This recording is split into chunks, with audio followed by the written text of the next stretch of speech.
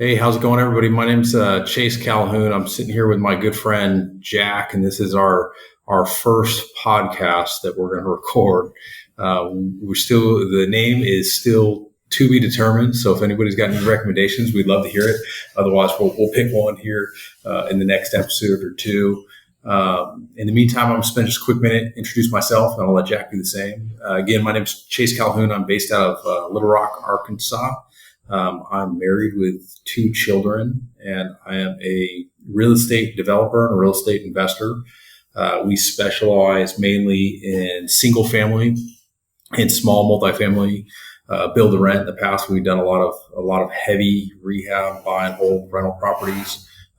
We manage a portfolio of a little bit over 70 units with a bunch under construction. We do mainly construction internally, but we're also doing a little bit of client construction with the same stuff.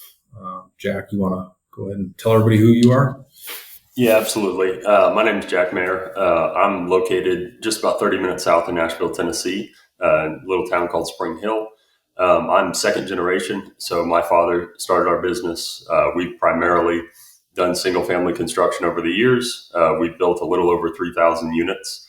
And then the past 4 or 5 years, we've had a pretty hard pivot into almost primarily multifamily. So we build large multifamily A-class, and we have about 600 units in service currently. So we build those for ourselves, and it's a legacy that we plan to build by keeping those and maintaining them in-house. That's awesome. So, Jack, I'll maybe dive into a little bit how I got started. But before I do that, you obviously grew up in the construction industry. So it was brand new to me when I got started, but you've been around it for a long time. I'm sure you were exposed to it a bunch, but what was your first project that you actually kind of oversaw or managed yourself? You're running the whole company now. What was the first one that you did on your own? And yeah, running the whole company is that's an interesting term. There's a lot of people that do a lot of work, so I wouldn't say that. But growing up in the business, it's interesting when you say that, because how I grew up was my dad did not want us to work in the business growing up. So he always had to work when he was young, and so he didn't want us to work. And so there weren't a ton of things that I did in the business growing up. Now, I overheard conversations, was around it a ton, was on site with my dad. But in terms of working in it, I didn't really start working in it until I graduated college. And so my first project was actually building a duplex that I still own today. And man, it was trial by fire and learning. And I think if I really had to admit it to myself, I probably did 50% of what I should have done. I mean, there was a lot of hand holding. There were a lot of people helping me along the way, because there's just so many unknowns. And what it was really a lesson to me on was all the things I didn't know. I thought because I grew up in it and I heard it every day and I knew, the broad strokes of it, I thought, man, this is going to be easy. I'm going to come in here and I'm going to crush it. And kind of every step along the way was a learning process. And so it was a little duplex. It was 1,300 square feet both sides. We bought the lot at an auction on a Saturday morning. And then before the auction, we found out that it had the underlying zoning for a duplex. And so that was kind of my first project. And it was a learning experience, everything from dealing with subs to communicating with people who don't speak English. And so it was a great learning experience. And I still use a lot of things that I learned doing that project to this day. Dude, that's super cool. I didn't know that. I knew you got started with a company after college, but I didn't know that your dad wouldn't let you. So the funny thing is, I grew up, my dad he owned a residential painting company in the San Francisco Bay Area. So they did a bunch of high-end, ridiculously expensive houses, high-end repaints and things like that. And when I was young, when I was a kid, he would let me come work with him for the summers and stuff like that, and just, folding tarps and doing the stuff that nobody else wanted to do. As I got older, he would not let me come work for him. Later, it was that he realized how hard he had to work in the trades, and so he didn't want me going to the trades, so he wanted me going to college. Lo and behold, I went to college, and I was miserable doing the thing that I went to college for, and so I got out of that. Now I'm running a construction company, so it's kind of funny. I didn't realize that you had kind of the same path in the business. Is for me, the way that I got started. So I had that kind of a little bit of that residential remodel kind of painting experience when I was younger, but not a bunch of it, through high school, college, or anything like that. fast forward, I really wanted to get started in real estate investing for years. And I kind of let other people talk me out of it. In hindsight, being 2020, I was living in the San Francisco Bay Area, and I wanted to buy rental properties there in 2008, 9, and 10 when everything crashed.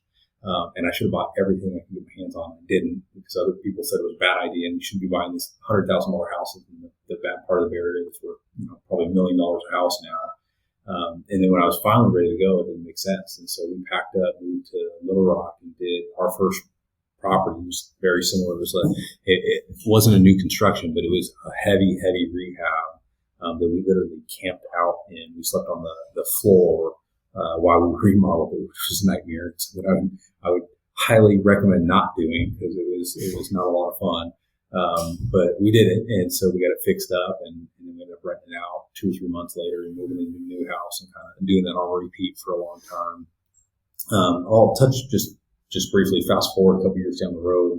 My first new construction that I did was my personal house. And so instead of like starting small, trying to figure it out the right way, I decided to start on my house.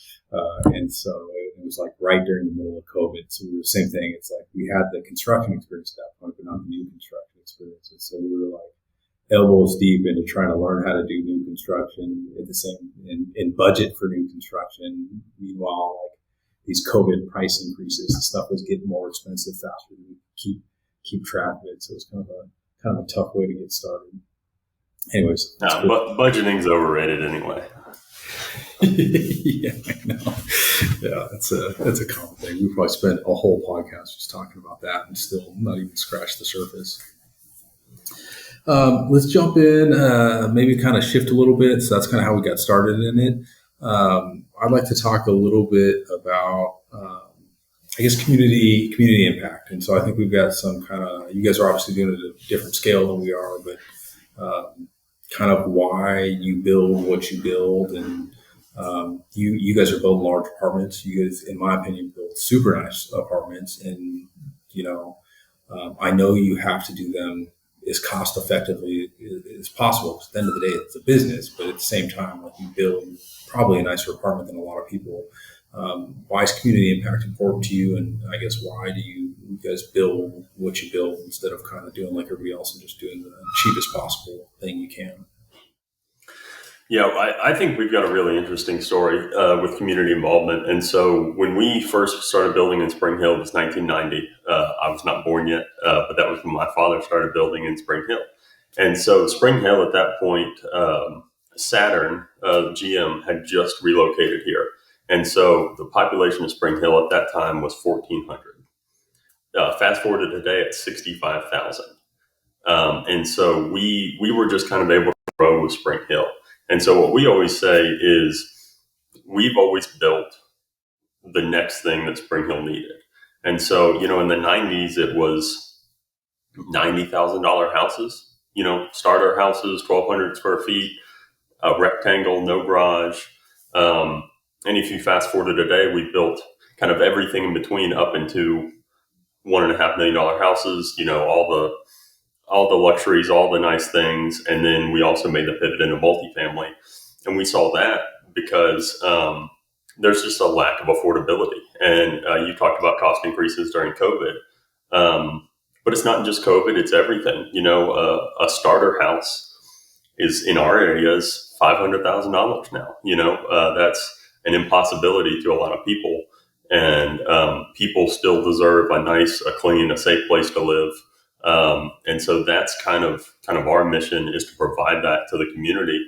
And hopefully, we'd love to build more affordable stuff that more people can afford. But a lot of times it's just not possible. Like you said, we're a business at the end of the day.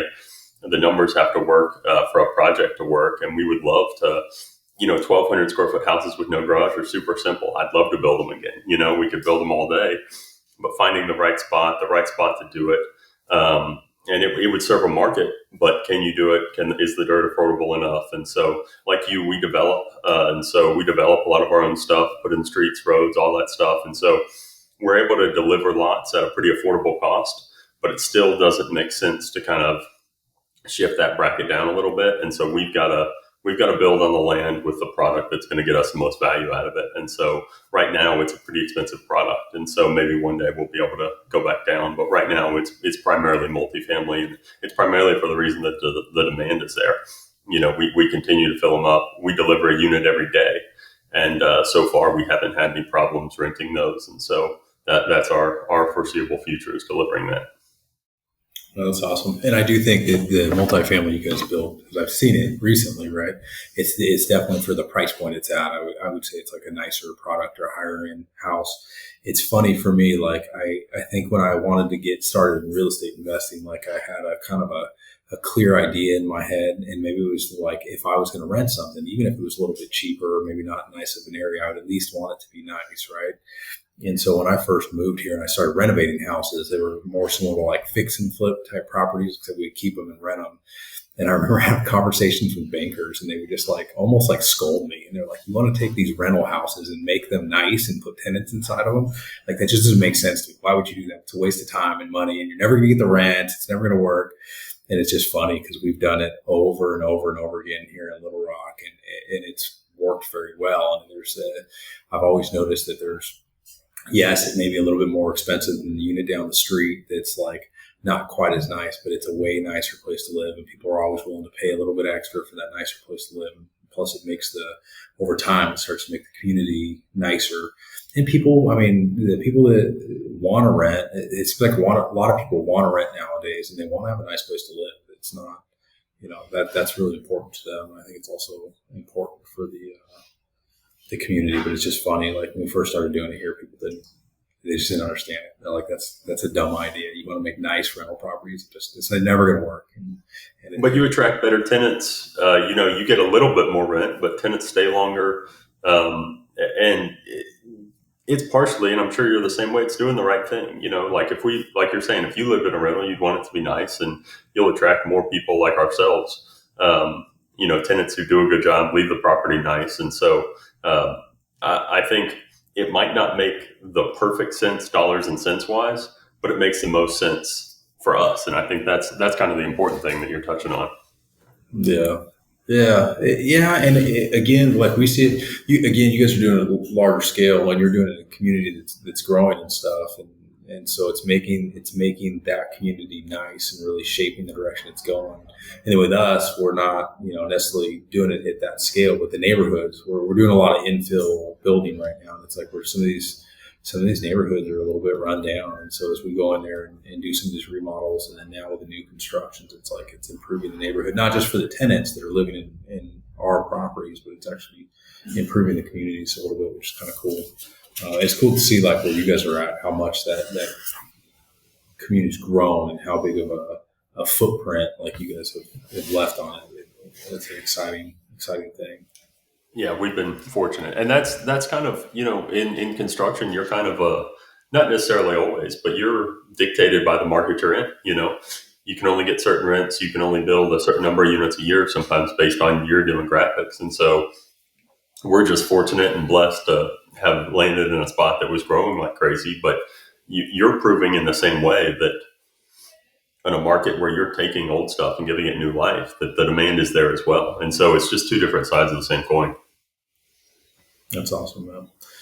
I'm going to shift a little bit before we kind of wrap things up, and then probably moving forward, we'll maybe pick one topic and stick to that for the most part. Maybe not. We'll see.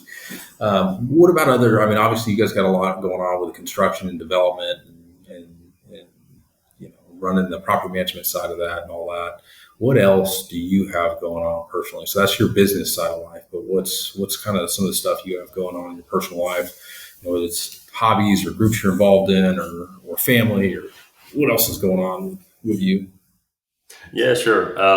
Obviously, one of the primary things in my life is family. My wife, Liz, and we've got two kids. We've got a 2.5-year-old girl, Jane, and then we've got a 4-month-old boy, Judah.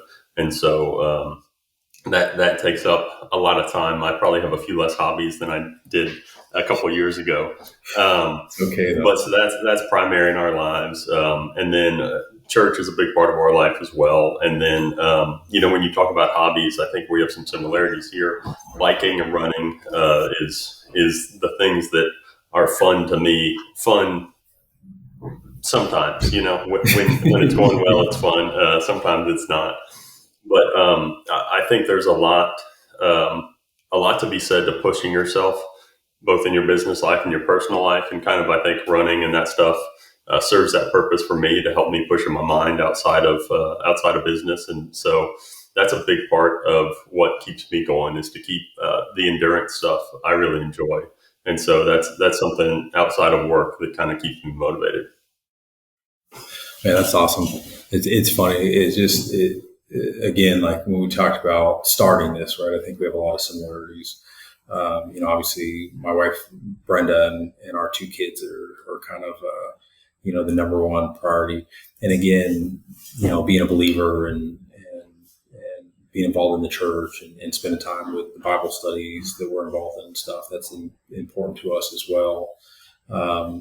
And then similarly, the endurance training, this kind of a newer thing for me that I got involved in about a year ago. And so I got the opportunity to do a couple half Ironmans with the Go Abundance thing. And then, I know it's come out on the fence, but partially because of the conversation you had and with a couple other similar conversations, I'm, training for the half Ironman right now, but then going to do a full one later in the year that I'm looking forward to as well.